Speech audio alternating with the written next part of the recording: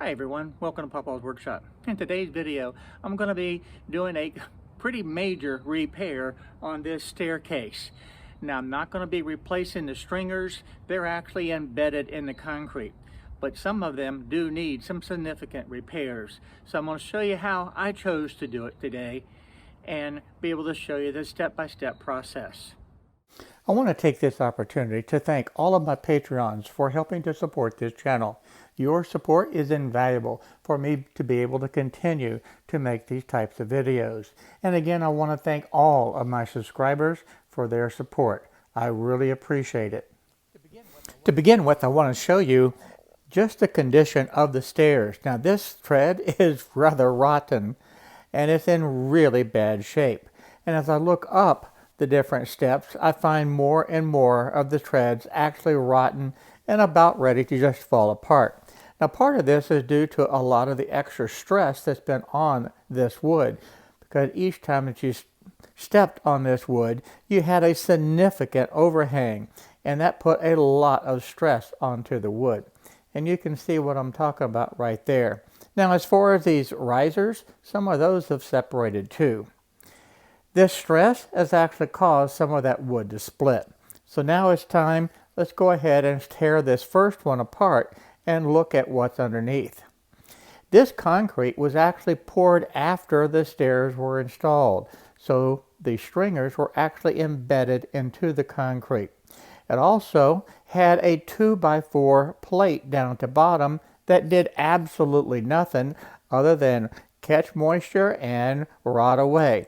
So I had to remove that, and as a result, you can see some of these stringers in pretty bad shape. There's two reasons that I do not want to tear the whole entire staircase down. One is those stringers are embedded in concrete, and that is just more work than what I want to tackle right now.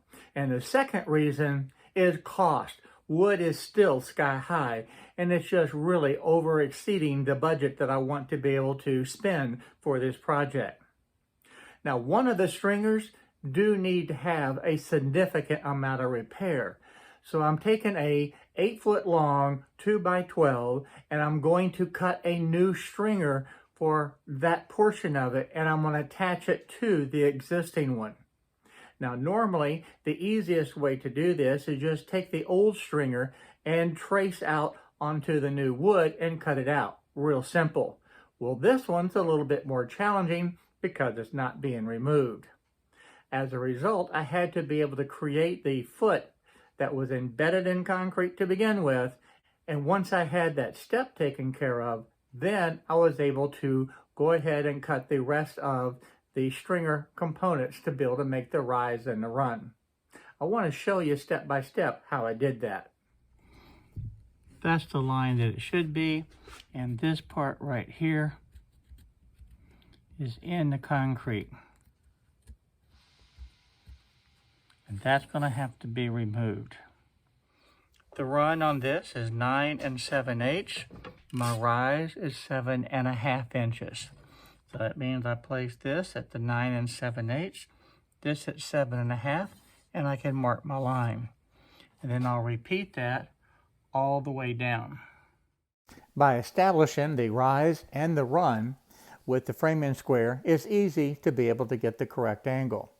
Just being able to establish the foot to begin with was the challenge because of having it embedded in the concrete. Now that that's all laid out, I can go ahead and cut this out with the circular saw. Now I do need to extend this line, but actually I extended the wrong line. That is actually the bottom line that is in the concrete. I need to cut that portion away. And before I started, I realized exactly what I had done.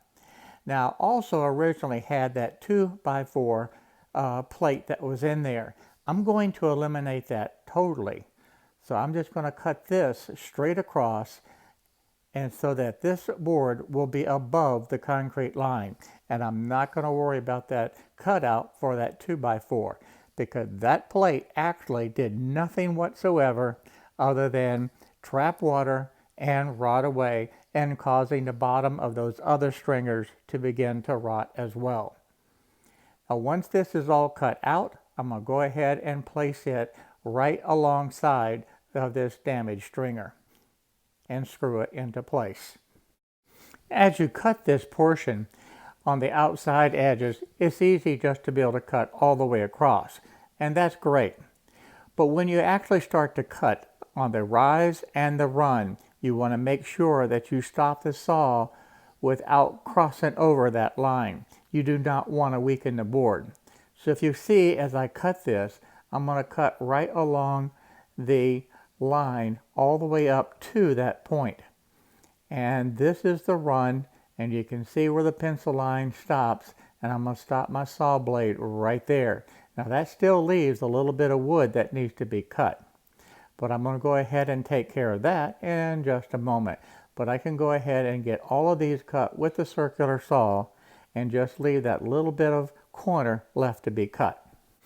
You may also see some extra lines on this board. And what I was doing with that was actually trying to decide the best way to be able to present this to you.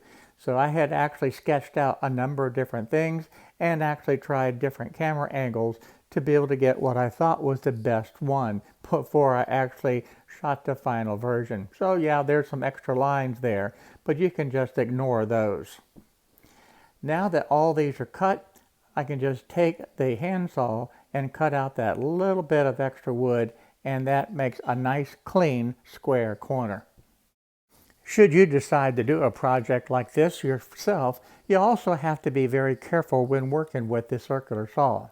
Because this is cutting the wood at that angle, you do have to be careful of the blade guard, because that will catch and not actually open up properly to be able to make that cut. So you have to be able to help it out just a little bit to be able to do that. Some skill saws work better than others, so you're just going to have to decide if your particular circular saw catches on that guard when you're cutting these angles. On this particular circular saw, when I go into the wood in this direction, it catches. But when I turn and cut the rise portion, then it does not. The saw guard opens up exactly as it should. So again, this is a situation that's going to be perhaps unique to your particular saw. So please be careful anytime that you're handling the power tools, and make sure that you maintain a good, safe way to be able to cut this material. Another step that you see is when I get to that line, I raise the saw up. I tilt it on that front edge of the plate and raise it out of the cutting area. I do not pull that saw back. That can create a situation where it will kick back and potentially hurt you. So again, you have to be very careful. Once these are all cut, I'm just going to take the handsaw and be able to cut out the rest of these little corner blocks. And you might notice, yes, I do this left-handed as well as right-handed. Now that all that's cut, time to just go ahead and install that. And what I'm going to do, I have it slid into place. I'm just going to simply lift this up, finish sliding it into the position where it needs to be, and then just as a temporary hold, I will clamp it into position. And this is what it looks like down at the bottom. And again, same thing, I'm going to clamp it temporarily into position so that I can take some exterior screws and screw this to the old stringer. Now this old damaged wood, that's really useless at this point. It has no structural value. I'm just going to cut this away, and I will actually replace this portion with a brand new piece of wood that'll attach to that new stringer. Now here's a quick look at the inside underneath the stairs with this new stringer attached, and you can see how the fit is just absolutely perfect. So just a little bit of time laying this out correctly and being able to cut it, it did work fantastic. Now it's time to go ahead and move on to the post. Those posts I actually thought were embedded in concrete. Surprise to me, they too were sitting on top of the concrete. And as a result, the base of them had rotted away as well, and they were very loose. So I decided to put in the brand new post. So this is an 8-foot long 4x6 pressure treated timber. And I'm just taking the tape measure and I'm going to cut this directly into half. Now mark the lines all the way around on really 3 sides, and that's really all that's necessary, because When you cut this, the circular saw does not have the depth to be able to cut all the way through at one time. You do have to rotate this board to be able to cut it. Now what you can't see off camera, I do have the additional supports out there. So when I cut this all the way through, it still is going to be able to sit right there on these two sawhorses, plus the other two that are just outside of the camera range. As I always say, safety first. So just a little bit of planning ahead, you can ensure that you're going to be able to make a safe cut. And in this view, you can see that it's cut, and you can also see the additional support that I had that supports this 4x6 timber. Now it's time to be able to go ahead and cut the top of this, and the saw is set at a 45-degree angle. I do have a line marked exactly where I need to be able to have the saw run, and this again is going to be based on the individual circular saw. I will cut this all the way around on all four sides using that same guideline. And then I'll do the exact same thing on the other post. So that way the water will have a tendency to run off and not run directly into the top of this wood. Now something that's important to note, and I might as well discuss it here. You can't paint the pressure treated wood for 6 months. It needs to be able to dry out. If you painted it right now, the wood would warp, it would dry incorrectly, and it would just cause a mess. In addition, the paint peeling. So you actually have to wait 6 months before you can paint this. So since I'm doing this now, I gotta wait till roughly August before I can actually paint these new stairs. So I certainly don't want the water to be able to get into the top of this material any more than absolutely necessary. So that's part of the reason that I'm cutting this, and the other part is a little bit decorative. Nothing fancy though. This is a little plate that I want to put onto the bottom. Now granted, this is for a 4x4. Unfortunately, the store did not have one for the 4x6.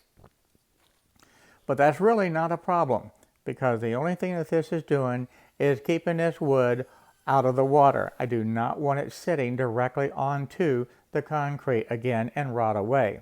And this will keep it off of the ground and keep it off of that concrete, and it'll serve the purpose just fine. Now here's a close-up look at this little plastic or this little composite material that is used to be able to attach to the 4x4. Very simple.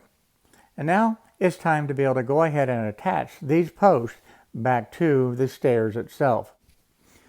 I want to make sure that they are plumb, and I want to be able to make sure that they are sitting right at the front edge of the bottom step. And that way, when it's in place, I'll verify that it's plumb.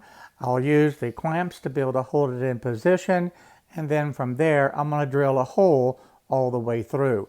I'm going to add 3/8 inch bolts that will go all the way through this material. I do not want to use the lag screws again.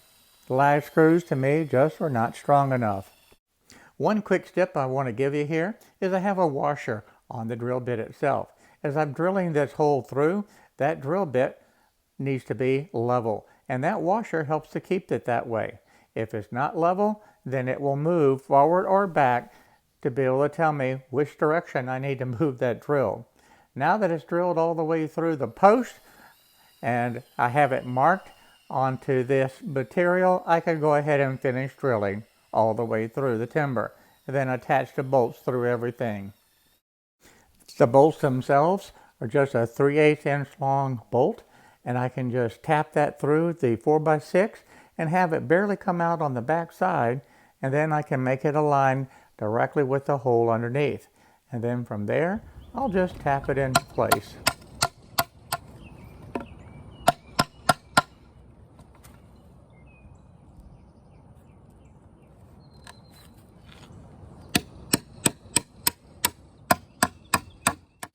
And this part of the operation went absolutely flawless. Now I'm just going to verify that it's plumb again and put the clamps on there. Once I have it exactly where I want it, then I'll go ahead and put the washer and the nuts on the 2 bolts. This is so much stronger than the 1/4 inch lag screws that were on there originally. This will make a world of difference. To have this much more solid, stable, and stronger than the original one, this is a good thing. Now, in addition to this, later on, I'm going to show you a little bit more bracing that I'm going to do to be able to add even just a little bit more strength to this post. So don't leave yet. You don't want to miss out on that. Now, when I was taking off this old one on the other side, I'm going to show you the lag screw and the condition of that lag screw. In fact, this one broke right off. And here we go. You can see these little bitty 1/4-inch lag screws that was holding this, and the fact that this one completely broke off. Not real good. So at this point, I just need to be able to go ahead and cut through that other one, remove it, and the post will be off. Using the Sawzall is the easiest, simplest way to be able to remove that post. Just cut through the bolt and don't worry about it. To install this next post, I'm going to do the exact same thing again. I'm just going to go ahead and set it down right where it needs to be. I'm going to check for plumb, and I'll clamp this to this top rail. And from there, I'll go ahead and drill the holes again. Now, I'm not going to show you this complete operation since I had already showed it first time. But at least you can see exactly how I'm going about doing this to make sure that the post is stable when I drill these holes to be able to drill all the way through the material. And yes, I do double check to make sure that it's plumb. Very small overhang. Using a pencil for the spacer.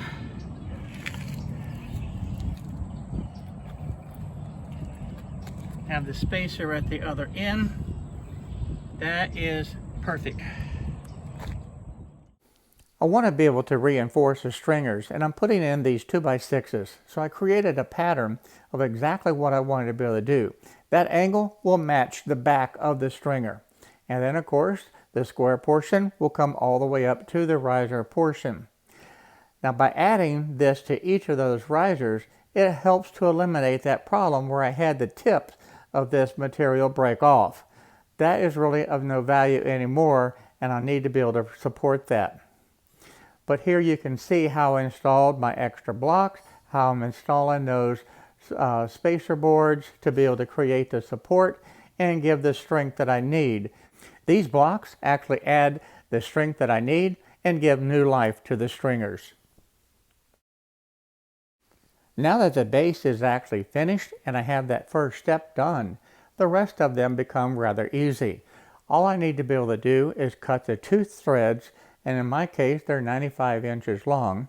And as far as the riser, that's going to be a 2x6 also, and I'm cutting that at 92 inches. And those measurements are simply because that's the size of the stairs. From this point on, like I said, this becomes very easy. I just cut two of the threads to the correct lengths, and of course I do verify and make sure that I have the right length. Measure twice, cut once, and I'll cut the riser to the length that it needs. And I'll put these boards on and complete each step and just move right up the staircase. Now, I told you I'd tell you about this earlier in the video. This is the little block that I added to help give some more support to those stairs. And here's the first 4, really 5 steps done, and now I just need to be able to continue and go all the way to the top. Well, as you can see, repairing the bottom portion of these steps was a lot more challenging than doing the rest of the steps. But I think it's going to be well worth it, and these steps should last for years and years to come. Unfortunately, probably the next time that a repair is going to be needed, hopefully about 20 years from now, the whole thing will have to come down and we'll start over. But that's for a later date.